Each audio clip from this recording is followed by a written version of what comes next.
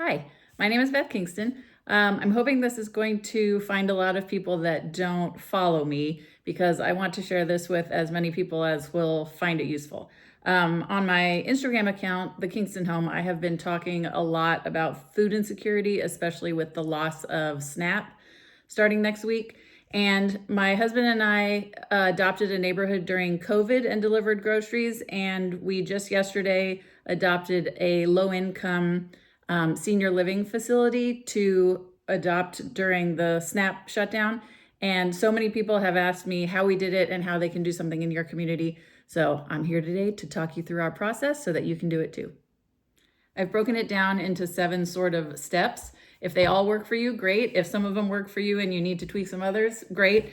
I am not the world's foremost expert. I am not a community organizer by profession. I have just done this multiple times in the past, most recently during COVID. And my husband and I have learned quite a few things along the way. We are not attached to any sort of organization. This is something we have done on our own with family and friends, and we'll get to that in just a second. But I just wanted to share this information with anyone who could use it. So here we go. Step 1. And I'm an old person, so I'm about to use some things I actually printed off of the computer, so you just got to bear with it. What we have found to be easiest for us is to work with a community of people that are in a finite space, meaning we're not driving all over town trying to deliver bags of groceries. So for us, it has been Section 8 housing. Now it's called, I believe, HCVP, Housing Choice Voucher Program. You can normally tell, this is where my printout comes in, if it is a Section 8 or HCVP housing because it will have this on the signage. You've probably got one located near you and you don't even know it. One of the reasons why we like working with a finite space like an apartment complex is because there generally is a management office. It's where people go to drop off their rent. It's where people go to talk about any issues they're having with their apartment. So there's someone to physically go talk to. So once you've found the housing development or the apartment complex, call the management office, just walk right in, sit down and tell them what you're interested in doing. That's step 1. Step 2. And part of this you need to do sort of in your mind before you go to the management office. But when you are there to listen. Tell them what you're interested in doing, but listen to what they need. You're not going there to tell them, I'm going to do XYZ for you. You need to go and ask them, how can I be of the most service? I'm going to give you an example. When I went to the senior housing complex yesterday, I thought I had in my mind, we're going to deliver canned goods and maybe some bread and some lunch meat.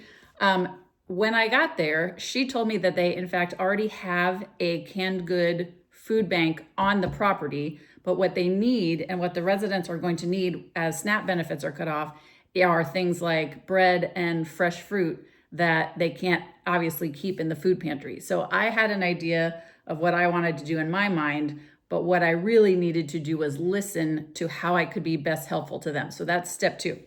Have a plan, but be flexible. And remember that you are there to make their lives easier. You're not there to put a lot more work on the management office. You want to make it as easy for them as possible, but you want to be open to doing what is going to best serve them, not what is going to best serve you. Number 3, know your limits. So the first thing about this program is I would love to think that this is only going to last a couple weeks. We just don't know.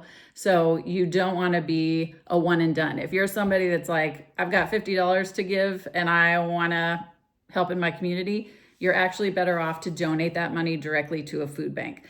This is for folks who want to get involved in something, unfortunately, for the long haul. Know what your limits are and start small. So when my husband and I did this during COVID, we started with just a quart of milk, a carton of eggs, and 2 rolls of toilet paper per family per week, because that's what we could afford. And we knew that that would be helpful, and it was greatly appreciated. Then as we grew and word spread about what we were doing and we got more money, we were able to add to the grocery bag, as opposed to saying, we're going to give everybody $100 of groceries, and then you run out of money after the second week or you don't get any takers. So start small, know your limits, and also know how long you are willing to do this for. Again, if you're thinking, I'm good for 2 weeks, you're actually better to just take that money and donate it to a food bank. The whole point of doing programs like this is to take a little bit of the pressure off of the food banks. So this is something you need to think about being in for the long haul. Number 4, and this is sort of twofold. You need to talk about the program. So you need to talk about it with the people who are going to receive it.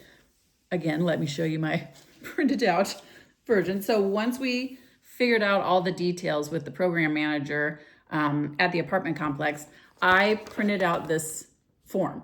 And here's the other thing that you need to remember. When you are talking to the apartment manager or the manager of the complex, let them tell you how the best way is to communicate with your residents. If you're working, say if you're working through a school and all the parents, probably have cell phones, because we're working with an older community, I was 100% ready to send out emails and start a whole email chain and that we could email everybody.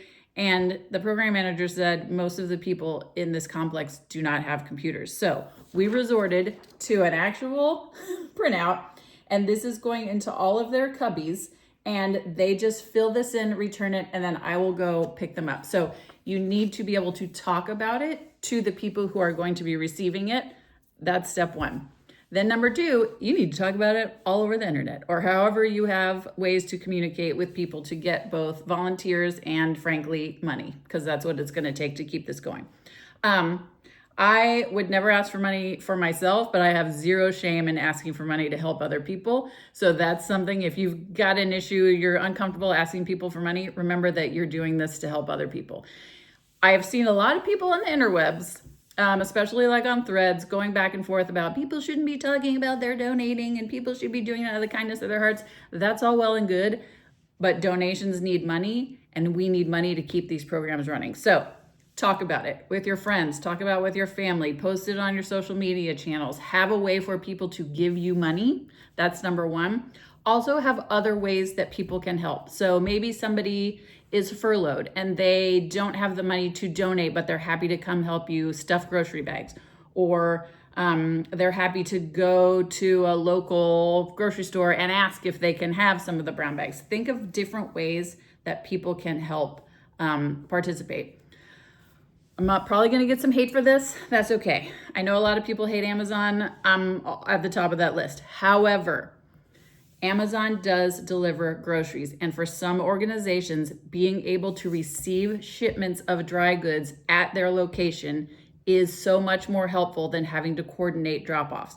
So I know we hate Amazon, but if we can use Amazon to get food to hungry people, I'm all in. So think about that as another option. You can create a wish list and things can be delivered right to the facility if that's another option that they're interested in. Number 5, now you're ready to do this thing. So you've got people who are in need. You've got a plan set up for what to buy them. Hopefully you've got volunteers to help you. You've got some funding.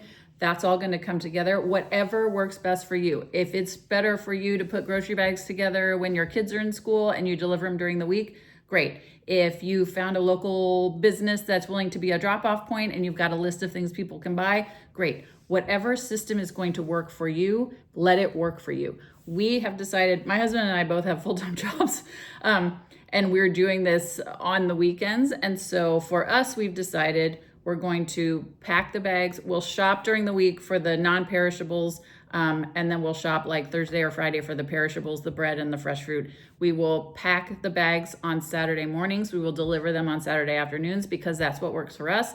And that's what the people who have offered to volunteer say works best for them. So this is where it's going to change up a little bit depending on who you're getting to volunteer, what they'd like to volunteer for, what the organization you're helping or the facility, apartment complex, what works best for them. So this is where you're going to have to sort of figure out your own path, but it doesn't have to be perfect.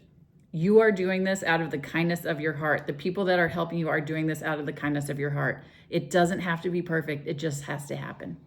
Number 6, and I can't stress this enough. We learned this the hard way during COVID.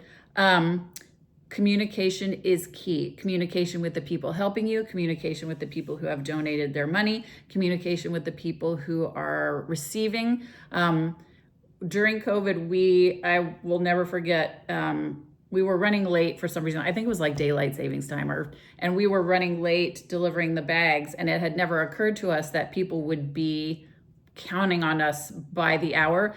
We were less than an hour behind schedule, and we got frantic emails and phone calls from people worried that we'd forgotten about them. So you need to remember, we're talking about feeding people, and they are scared, and they are going to come to rely on you. So communication is key. Go at the same time every week, or have a phone tree so that you can call them if we're running late, whatever system works best for you.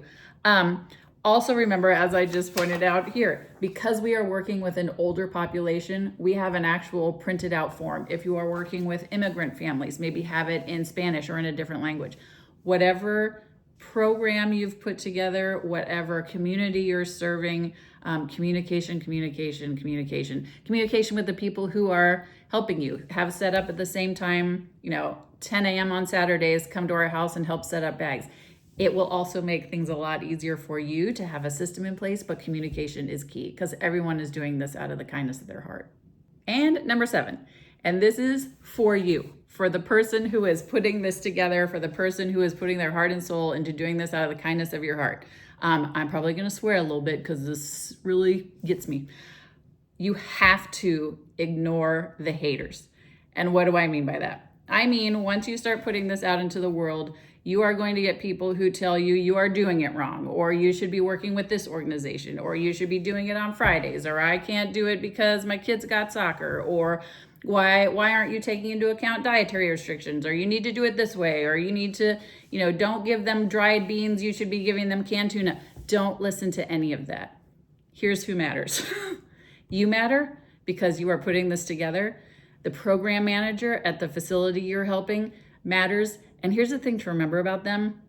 They care about these people. And so when I went yesterday to talk to the program manager at the apartment complex, I could see the weight lift off her shoulders. I'm sorry if I get emotional, but she cares so much about these people, and she's been just as scared as they are.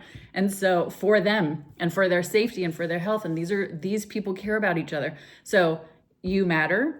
The program manager matters because that's going to be your contact person. The people who are receiving your groceries matter. Don't listen to outside voices. Listen to what the facility is telling you they need. Know what your limits are. Know what you can do. We're trying to take a load off of the food banks so that they have more food to give to more people, so that folks, especially in our case, like senior citizens who maybe don't have transportation to get to a food bank, we're trying to ease the load.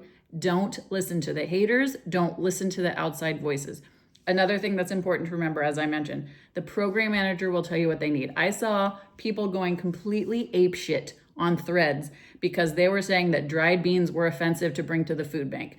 We also happen to work with the immigrant community in Baltimore, and dried beans are their favorite, number one requested thing. So don't doubt yourself. Don't let other people tell you what you should or shouldn't be doing. Listen to the program manager. Do what's right for the community you're going to serve. And along those lines, you can't do this for glory, for lack of a better word. I'd like to say that when this is over, someone might throw you a parade. But here's the thing. People are scared and people are stressed. And this is going to be so appreciated by so many people, but it also is going to be hard some days. And you have to do this because you believe in serving others and you want to be a positive force in your community. You have to do this for here, not for here. I could talk about this for 1,000 more hours. If you have any questions, please ask them. Please leave them in the comments. I'm putting this on YouTube. I think I'm going to put it on Instagram. I don't know what I'm going to do with it. I hope this is something you can take with you and use in your community. I hope we don't need it, but I feel like even if this SNAP benefits shutdown only lasts a few weeks, I'm scared that something else is going to come along that is going to require this sort of organization. So once you've done it one time, it gets substantially easier. We will be doing it our own selves. If you want to follow us on Instagram, the Kingston Home will be sharing our story there. we're all in this together, and we can make a difference and we can make it work. I appreciate you for even being willing to think this through. Thanks, everybody.